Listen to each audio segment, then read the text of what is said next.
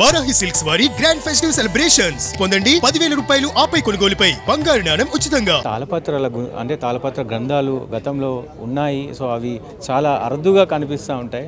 So అసలు అవి ఏంటి, దానికి సంబంధించిన డీటెయిల్స్ ఏంటి అడిగి తెలుసుకునే ప్రయత్నం చేద్దాం. సార్ నమస్తే. సో ఏంటి అసలు ఈ తాళపత్ర చాలా మిస్టీరియస్గా ఉంటుంది. అసలు దాని గురించి చాలా అంటే మనం కొన్ని సినిమాలలో పాతకాలం సినిమాలలో దాన్ని వెతికి పట్టుకొని దాని ఒక సింబల్స్ని దాన్ని డీకోడ్ చేసుకొని దాని సమాచారాన్ని తీసుకోవడం కావచ్చు, ఇట్లాంటివి చాలా కనపడ్డాయి. ఈ మధ్య కాలంలో కూడా కొన్ని సినిమాలు వస్తూ ఉన్నాయి. సో అసలు ఏంటి అసలు దీని బ్యాక్గ్రౌండ్ ఏంటి? దాంట్లో కూడా వచ్చింది అఖండ 2. ప్రాచీన వ్రాతపత్రులలో ఒక భాగం తాళపత్రాలు. అసలు ప్రాచీన వ్రాతపత్రాలు అంటే ఏంటి అని చెప్పుకుంటూ దాని యొక్క ప్రాధాన్యత చెప్పుకుంటూ నేను ముందుకు పోతాను. ముఖ్యంగా ఇప్పటి వరకు మన ప్రాచీన వ్రాతపత్రులు అనే వాటి గురించి దాదాపు ఇండియాలో ఎవరికి తెలియదు. మనమంతా కూడా పబ్లిష్డ్ బుక్స్ అధ్యయనం చేసి ఈ స్థాయికి వస్తున్నాం. మరి పబ్లిష్డ్ బుక్స్లోనే ఎంతో జ్ఞాన సంపద ఉంటే పబ్లిష్ కానీ ప్రాచీన వ్రాతపత్రుల్లో ఇంకెంత జ్ఞాన సంపద ఉంటుంది?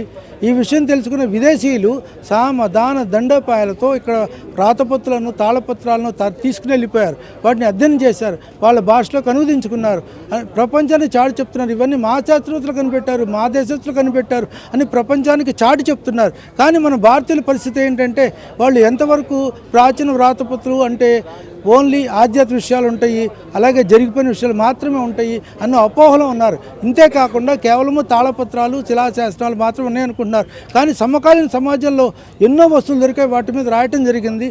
అలా దాదాపు 18 రకాల వస్తువులను చూడొచ్చు.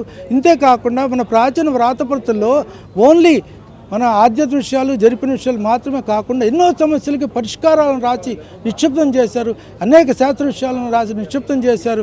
కానీ మన వాళ్ళని ఎవరిని అడిగినా న్యూటన్ తెలుసా అంటే తెలుసు అంటారు, అరిస్టాటిల్ తెలుసు అంటారు, ఐన్స్టీన్ తెలుసు అంటారు. కానీ కౌటిల్యుడు తెలుసా తెలియదు అంటాడు, చరకుడు తెలుసా తెలియదు అంటారు, పతంజలి తెలుసా తెలియదు అంటారు, ధన్వంతరి తెలుసా తెలియదు అంటారు. అంటే మన శాస్త్రవేత్తల గురించి మన వాళ్ళకి తెలియదు, కానీ విదేశీ శాస్త్రవేత్తల గురించి తెలుసు. వీటన్నిటికీ మూల కారణం ఏంటి అంటే మన విద్యా వ్యవస్థలో ఎక్కడే కూడా ఎల్కేజీ నుండి పిహెచ్డి స్థాయి వరకు ప్రాచీన వ్రాతపత్రులకు సంబంధించిన ఒక్క పాఠ్యాంశం కూడా లేకపోవటమే.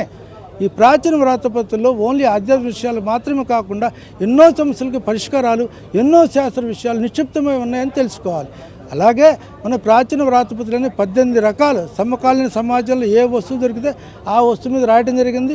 18 రకాలు పైన ఉన్నాయి. ఆ 18 రకాలు ఒక్క ఫోటోలో చూద్దాము, అవి ఏంటనేది తెలుస్తుంది.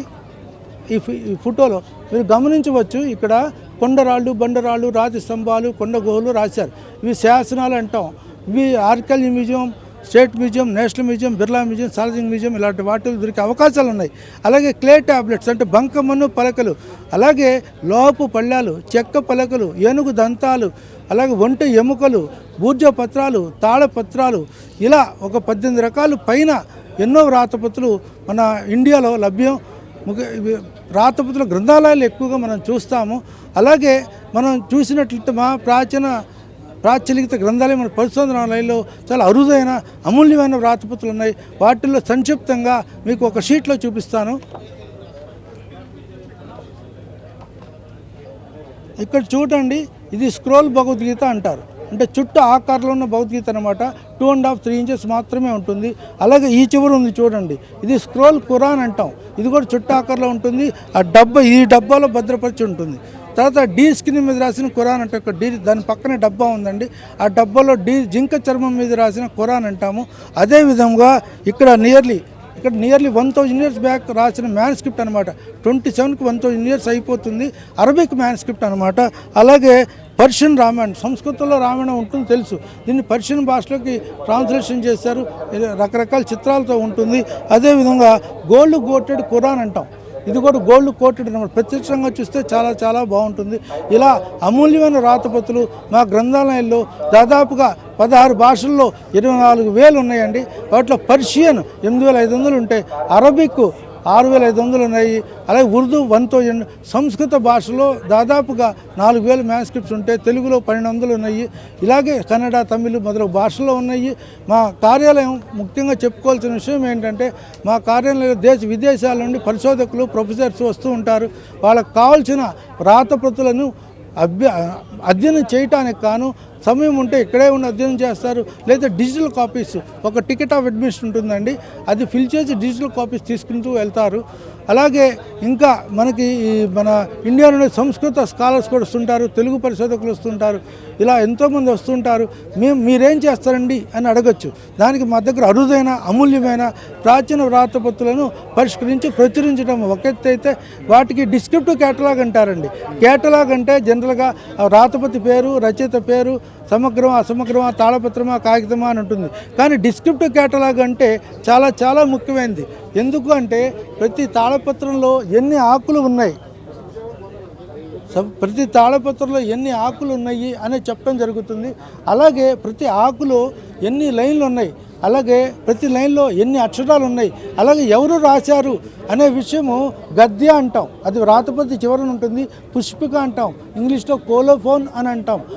వ్రాతపత్రి చివర ఏ కాలంలో రాశారు, ఏ సంవత్సరం రాశారు, ఏ నెల రాశారు, ఏ రోజు రాశారు, తిథి ఏంటి, నక్షత్రం ఏంటి, ఇవన్నీ కూడా మెన్షన్ చేయబడి ఉంటాయి.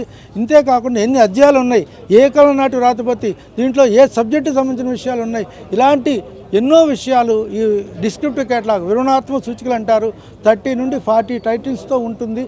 అలాగే మా దగ్గర ఎన్నో అరుదైన వ్రాతపత్రులను కూడా ప్రచురించడం జరిగింది. తెలుగులో 70 to 80 ఉన్నాయి, మన ఉర్దూ అరబిక్ పరిషలో 25 ఉన్నాయి, అలాగే సంస్కృతంలో ఒక 15 ఉన్నాయి, ఇంగ్లీష్ హిందీలో ఒక 7 ఉన్నాయి. ఇవన్నీ కూడా సేల్ పర్పస్ ఉన్నాయి. ఇక్కడ కొన్ని మాత్రం పెడుతున్నాము, కానీ మా కార్యాలయానికి వస్తే అన్ని రకాల పబ్లికేషన్స్ దొరుకుతాయి. మా పబ్లికేషన్స్ బయట అమ్మటానికి నియమ నిబంధనలు వర్తించవు, ఎందుకంటే 50% డిస్కౌంట్ అడ్డుతారు, గవర్నమెంట్ నియమాలు కుదరదు. అందుకనే మా దగ్గరే దొరుకుతాయి తప్ప ఎక్కడ దొరకవు. ఇక్కడ ఉండటానికి మూల కారణం ఏంటంటే ప్రొఫెసర్ రియాజ్ గారు. ఎందుకంటే మేము స్టాల్ పెట్టే కెపాసిటీ, ఆర్థిక పరిస్థితి లేదు మాకు. అని రియాజ్ గారు లాస్ట్ ఇయర్ ఆయన సహాయ సహకారాలతో 2 టేబుల్స్ ఇచ్చి కొంత ప్లేస్ ఇస్తే కొంత పెట్టి ప్రజలకు తెలియపరచాలి ఒక తపన చేస్తున్నాము. దీనికి హృదయపూర్వక ధన్యవాదాలు రియాజ్ గారికి తెలియజేస్తున్నాను. ఇక్కడ కొన్ని తాళపత్రాలు మాత్రమే ఇవ్వటం జరిగింది, ఎందుకంటే మా కార్యాలయంలో ఉన్న తాళపత్రాలు ప్రదర్శన చేయడానికి బయటకు తీసుకువెళ్ళబడవు. కాకపోతే సర్వేలో వచ్చినాయి అనమాట, సర్వేలో వచ్చిన వాటిని ఇక్కడ పెడుతున్నాము. అలాగే ఈ గంటలు అంటామండి, ఇక్కడ లోహంతో రాస్తాం, తాళపత్రం రాయడానికి మాత్రం ఉపయోగించిందని గంటం అంటాము. వీటిలో ఒకవైపు సూదిగా ఉంటుందండి, దీంతో గట్టిగా నొక్కి పెట్టి రాయాలా. ఇంకోవైపు ఏంటంటే ఇదేంటంటే జనరల్గా అతుక్కుపోయిన అనుకున్న ఆకులు, ఈ ఆకులు విడదీయటానికి ఉపయోగిస్తాం. అలాగే కొన్ని ఉన్నాయి, ఇదేంటంటే ఇది జనరల్ చెక్కటానికి అనమాట, తాళపత్రం చివరలు చక్కగా చెక్కటానికి ఉపయోగిస్తాము. అలాగే ఇలా రకరకాలుగా ఉంటాయి గంటాలు.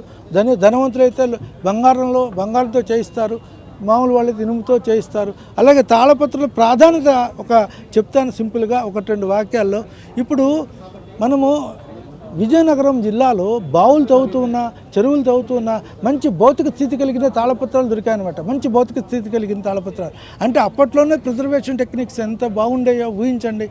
ఎందుకంటే ఈ ప్రిజర్వేషన్కి కూడా ఒకప్పుడు ఏంటంటే మనకి ఇప్పుడున్న ఫెసిలిటీస్ లేవు. ఇప్పుడు కన్జర్వేషన్ అంటున్నాం, లెమన్ గ్రాస్ ఆయిల్, చిత్రనీలక ఆయిల్ ఒక పద్ధతి ప్రకారం మిక్స్ చేసి దాన్ని అప్లై చేస్తున్నారు. కానీ ఒకప్పుడు ఇవేమీ లేవు. ఏం చేశారు? వేప ఆకు, వేప గింజలు, వేప కాయలు, వేప చెట్టు ఇవన్నిటిని ఉపయోగించి, అలాగే మసాలా దినుసులు అంటారు, అంటే వంటింటిలో ఉండేటటువంటి పసుపు, అల్లము, వెల్లుల్లి ఏమైనా అవ్వచ్చు, వాటితో సంరక్షణ అనేది జరిగేది. అలాగే కొన్ని పుస్తకాల్లో ఈ నెమలి పింఛం పెట్టేవాళ్ళు, పాము కుబుసం, ఇట్లా దీనికి ఒక శ్లోకం కూడా ఉంది. తైలాద్రక్షేత్ జలాద్రక్షేత్ రక్షేత్ చిత్తుల బంధనాత్ మూర్ఖ హస్తే నా దాతవ్యం ఏవం వదతి పుస్తకం. అంటే తాళపత్రం పుస్తకం ఏం చెప్తుందంటే నూనె, నెయ్యి, ఇలా లిక్విడ్స్ అనమాట, లిక్విడ్స్ దూరంగా ఉంచండి, అవి మా మీద పడితే మాకు ప్రాబ్లము. అలాగే జలాద్రక్షేత్, అలాగే నీళ్లు ఉంటాయి, నీళ్లు పక్కన మమ్మల్ని పెట్టమాకండి, పొరపాటున వలికిపోతే కనుక పాడిపోతాము. అలాగే రక్షేత్ చిత్తుల బంధనాత్, కొంతమంది విలువ తెలియని వాళ్ళు కట్టే చేసి ఎక్కడో పడేస్తారు, మూల పడేయటం వల్ల ఏమవుతుంది, పాడైపోతాయి.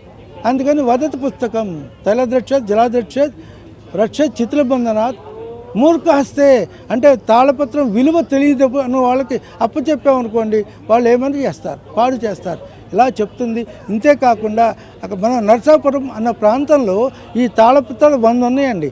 మూలా నక్షత్రం రోజు మాత్రమే బయటకు తీస్తారు మనకి, అంటే దసరా అప్పుడు మూలా నక్షత్రం వస్తుంది. ఆ 3 రోజులు కూడా చక్కగా పూజలు చేసి ఊరేగిస్తారు, తర్వాత పెట్టెల్లో పెట్టి తాళం వేసేస్తారు. 5 కొడుకులు ఉండటం వల్ల తర్వాత ఆస్తి పంపకాలు వచ్చేసరికి ఈ 100 తాళపత్రాలు కూడా 20 చొప్పున పనిచేసుకున్నారు. మధువల్ అనే ప్రాంతాల్లో మళ్ళీ ఇంకా కొన్ని ప్రాంతాల్లో వీటిని దేవతామూర్తులుగా భావించి దేవతలు ఉన్న చోట వీటిని ఉంచుకుని పూజలు చేస్తూ కూడా ఉంటూ ఉంటారు. అలా నేను చెప్తున్నా, ఏమైనా ప్రశ్నలు వేస్తే ఇంకా బాగా చెప్పే ప్రయత్నం చేస్తాను.